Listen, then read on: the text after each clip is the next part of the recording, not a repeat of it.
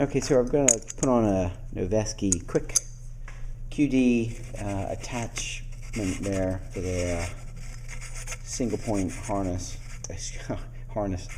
for the single point sling. That's on my mind, huh?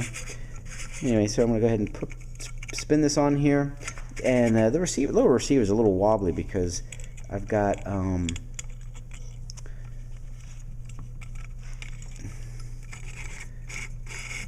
because I just don't have that.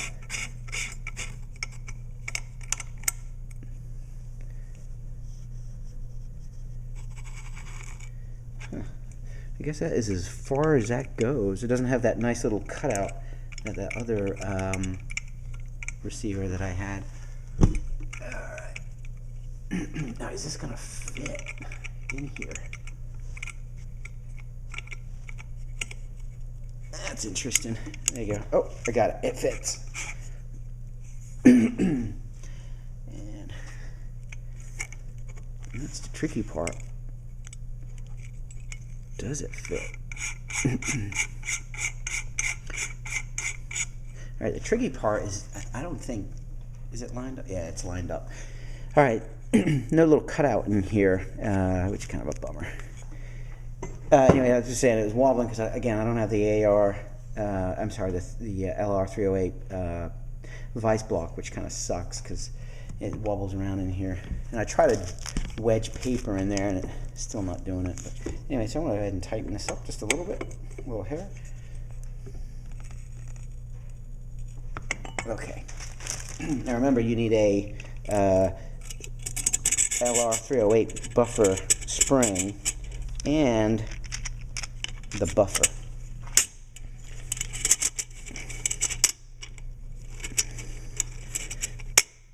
There you go. Because this is, there you go. You have to pull down on the spring.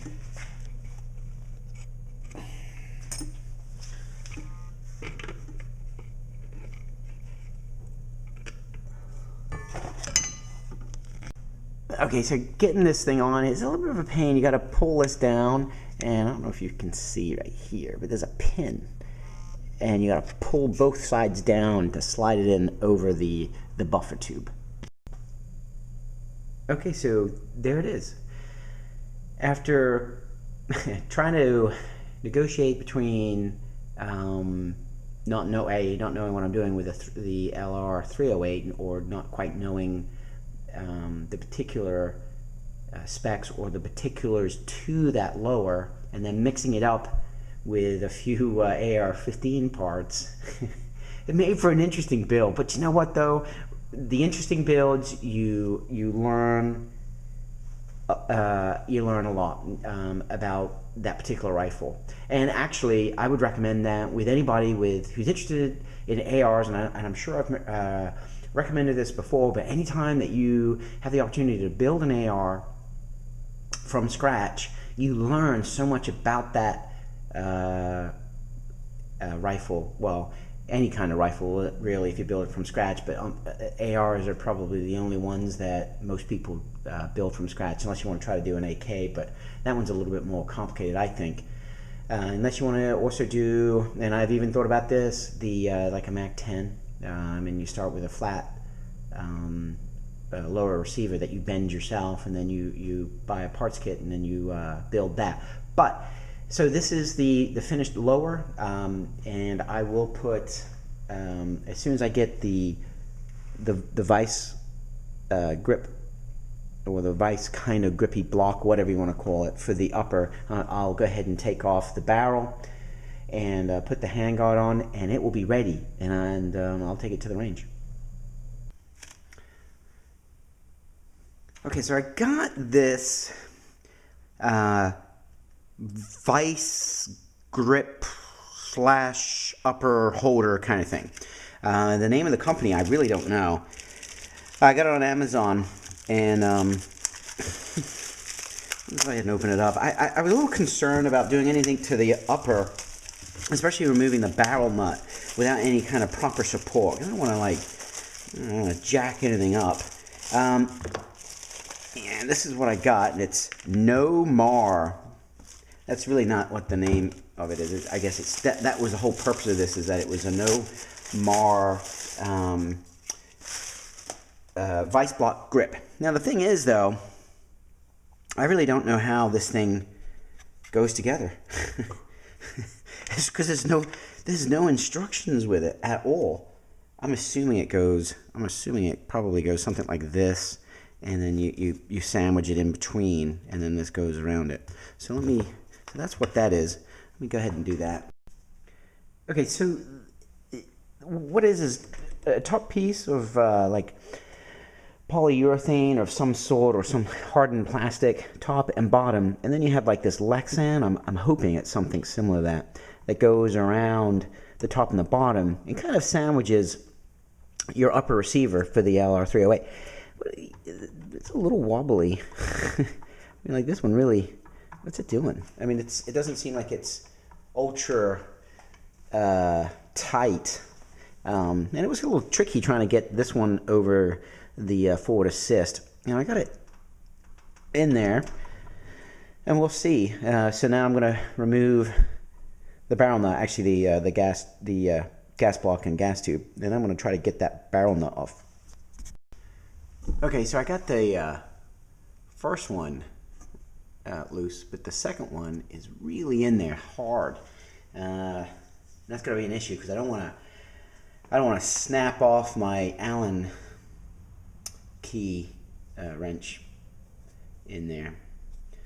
So I got to come up with a little method to try to really get that free. I was trying something like this, and you should have seen this. This thing was twisted all the way around, and I don't want to snap anything.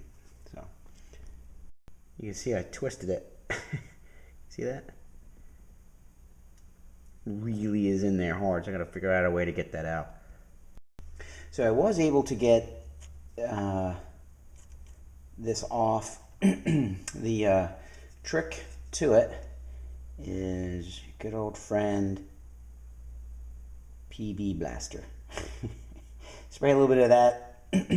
It's the penetrating catalyst, and really honestly, you can see that's probably maybe too close to the camera, but that's what I use for anything that's frozen. And most of the time, unless it's like 20 years of rust, it'll free something up that you're trying to loosen up without, sometimes you have no luck and you snap. And that's what I was really fearing, that I was going to end up snapping this one out, and then I would have to drill it out, and that's again another pain in the dick. So okay, just a bit of a side note. The standard barrel AR wrench, by the way, I'm going to line this up so you can see, will fit on here, right? But when it's all the way tightened in, it won't fit because of the washer, and then this raised up here. So the Armor's, you can see that the Armor's wrench does not fit. You need a open-ended wrench, and this one is a 3/4. I think it's probably like maybe a 19 millimeter in metric. Okay, remove the gas tube from the gas block with roll pin, and finally this thing paid off. You can see it from Brownell's, that Armor's block thing worked out great, like a charm. And so did these nice, made by Grace, made in the USA, roll pin set.